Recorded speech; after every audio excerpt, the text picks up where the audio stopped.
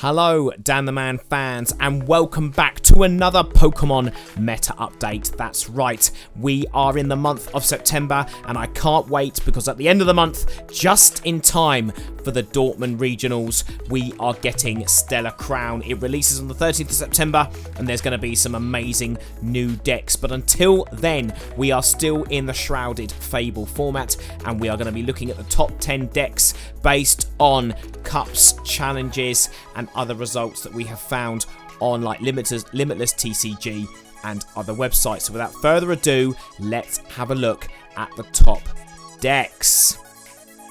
So in at number 10 is still one of my favourite decks to play and one of my least favourite to play against, Snorlax Stool. Yes, Snorlax Stool has not changed since my last meta update. We're still using Secret Box to discard 3 cards and look for a supporter, a item card, and etc, etc. We're still playing plenty of pennies to pull up those Snorlaxes. Yes, we've removed the Hero's Cape, but we have got plenty of other cards here to put into this deck. Snorlax is the base. We're running the Ogerpon there, which cannot be attacked by Pokemon with ability. We've got Rotom there for draw. Mimikyu is also there to stop any attacks from Pokemon EX and Vs.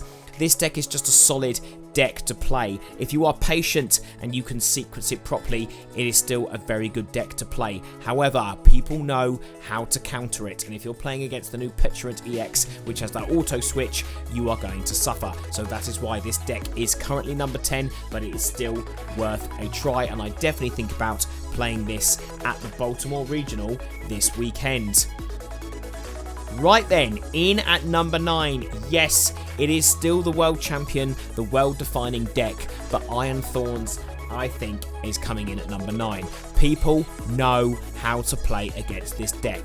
It really is not difficult. Yes, it's fine. You've got 4 Pokemon, but if you only get 1 out and it gets knocked out quickly, you are going to get donked round 1. I have played this deck. I have enjoyed playing this deck, but sadly it has left me frustrated when I want to play out a game and I get donked, losing my Iron Thorns on turn 1 or 2. Yes, it is fairly consistent, but it can brick. You've got to be careful against playing against some decks. Snorlax Stool is quite good at stopping this deck, and Charizard and other decks know how to play it. It struggles against high HP decks. It can only hit for anywhere from between 120 to 160 damage, and if you don't get those energies on turn 1, you are gonna fall behind. It is a good deck. It will shut off many abilities. However, it is not my pick for this month, and I think with a few more cards it will go up the list, but at the moment it is at number 9. Okay, in at number 8 is our former number 1 deck, Gardevoir. Yes, this is still the big brain deck. This deck can go very deep into tournaments, but for me, it just doesn't cut it as much as it used to. There are too many dark decks running around that will hit it for weakness. We'll get to them later. Monkey Dory is still a huge addition to this deck. Attaching a Dark Energy and then moving 3 damage counters off is just busted for this deck. You've got other amazing cards like the Drifloon that will do a lot of damage for the more damage counters it has on top of it. You've got Professor Turo in there to pull something up that's badly damaged.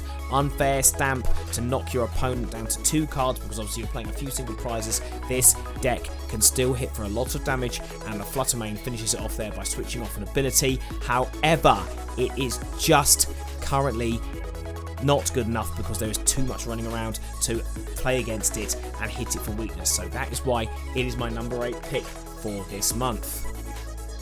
Okay, in at number 7, we've got Miraidon.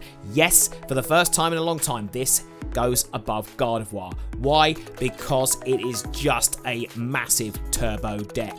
That's right, if you get those electric generators firing and you manage to hit 2 energy per electric generator, you are smacking big damage. Iron Hands is there to take 2 prizes. You've got Mew for draw. You've got Fezandipity for draw. You've got Iron Thorns there in case you want to switch off an ability. You've got Ryoku there, Raichu. There's just so many good cards. Squawkabilly is also there to draw, and you've also got Ursalana EX there to hit in the late game for 260 damage for 1 or 2 energy. This deck is turbo on steroids, and if you can play quickly and you can hit hard, you can do well with this deck. That is why it's my number 7 pick. Okay, In at number 6, we have got Roaring Moon EX. Not baby Roaring Moon, we've got big bad boy Roaring Moon. If you get 3 energy on this turn 1 and you knock something out, yes, you are going to be well in front. It will also do 220 damage if there is a stadium in play that you can discard as well. And trust me, with the new set coming out, there's going to be plenty of stadiums running around. This deck can hit hard. Watch out for the Pokestop though. You can discard things like your Sardas and other cards that you don't want to discard. I've played against this deck many a times and I've seen it lose because one of my opponents once lost 3 Sardas in one Pokestop. Ouch, how is that possible? Petulant is brilliant there for the switching. You don't need to play switching cards anymore. You can use Petulant, switch the get Roaring Moon in the active and then smack it. You're playing Dark Patches there to get energy from the discard.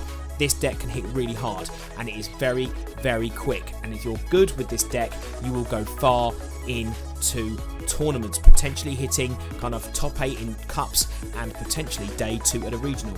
There are still some counters to this deck and people can still play against it, but if you are lucky with your Dark Patches, lucky with your Sardas, you will be taking the prizes first. That's why it's my number 6.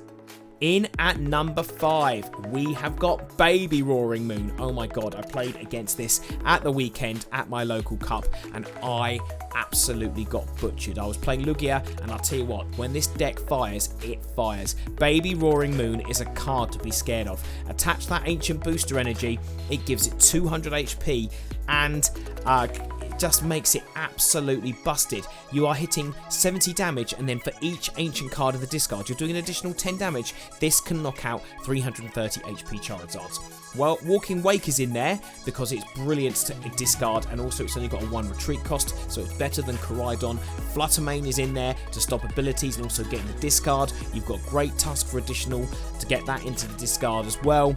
Explorer's Guidance is great for consistency and getting that in the discard, and obviously you've got Sarda's Vitality there to get energy from the discard and put it onto your Pokemon. This single prize deck is very, very scary. I wouldn't even put a Petulant EX in there. I wouldn't put a Pheasantipede EX in there. It is good the way it is. You want to keep it as a single prize. A Secret Box A-Spec card finishes it off because you are going to be looking for those 4 cards you need. You're going to discard 3 ancient Pokemon and it's great for consistency. This is a fantastic deck.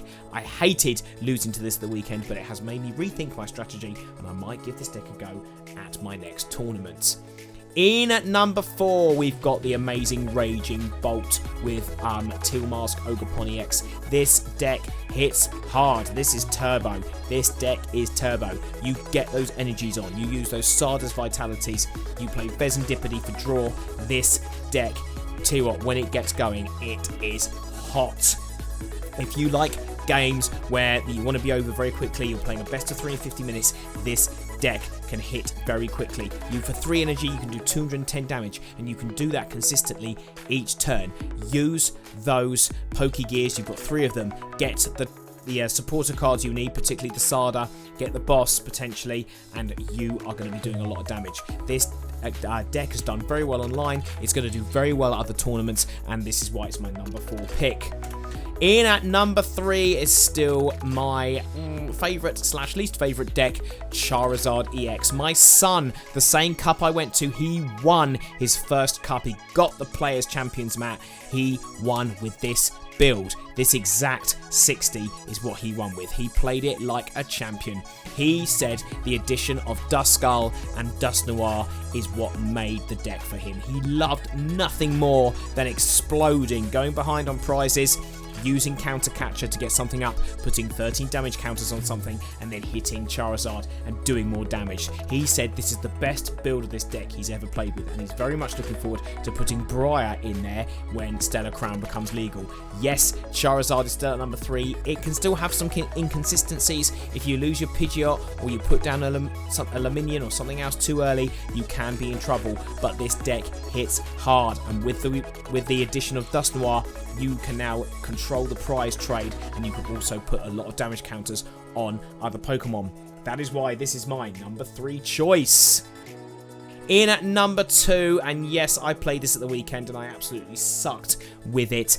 It is Lugia VSTAR. This deck, as long as you're not coming up against an electric deck, this deck is brilliant. This is Zapdos TCG's build. He got to, I think, 9th place, or he got very high in Worlds. He did incredibly well with this.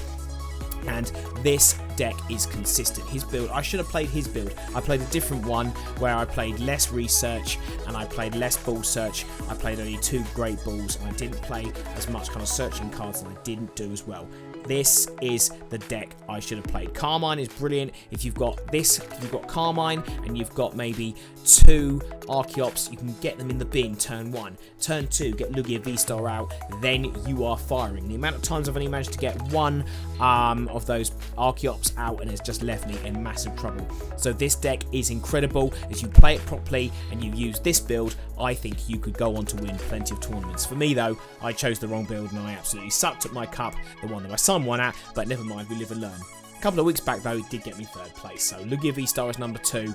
And yes, in at number 1, we are still with Regidrago. That's right, Regidrago is just busted. I wish I had a 3-3 line. I've got a 2-2, but I'm not going to spend 20 quid on a card that's going to rotate soon. This deck is incredible. With Haxorus, with Kyurem, Giratina is now in there. Oh my goodness, you can do 280 damage for 3 energy and Lost Zone 2 your energies. Dragapult is in there to sprinkle damage counters. Ogerpon is there to ramp up the energy. You play energy switch. You play 4 energy switch to get those energy across to your Regidragos, and then boom, you are off. You can take any Dragon Pokemon's move from the discard, and you've got a wealth of moves to choose from.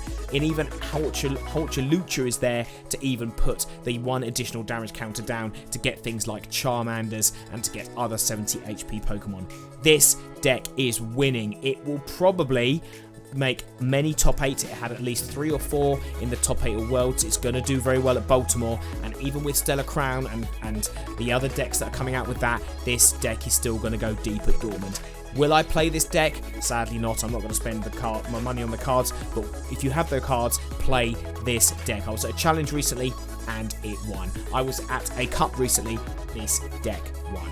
Alright guys, you want to do well at Pokemon this month, play Regidrago VSTAR. Right guys, well that's it for my September meta listing. I hope you've enjoyed it. There are many new exciting decks coming, but this is my top 10 for this month based on data and my own personal opinion and what I've seen at cups and challenges. It'll be very interesting to see what comes out of Baltimore. Again, it's going to be Charizard, it's going to be maybe Ancient Box has a good chance, but I think it's going to be either Charizard or Regidrago. Lugia could do well as well, but my pick is on this one. So guys, if you like my content, please don't forget to like and subscribe. My subscriber count has gone through the roof recently, so thank you so much guys. I hope you enjoy my content, and I really look forward to bringing you my next meta call when Stellar Crown releases. Alright guys, I'll see you in the next video. Take care and all the best.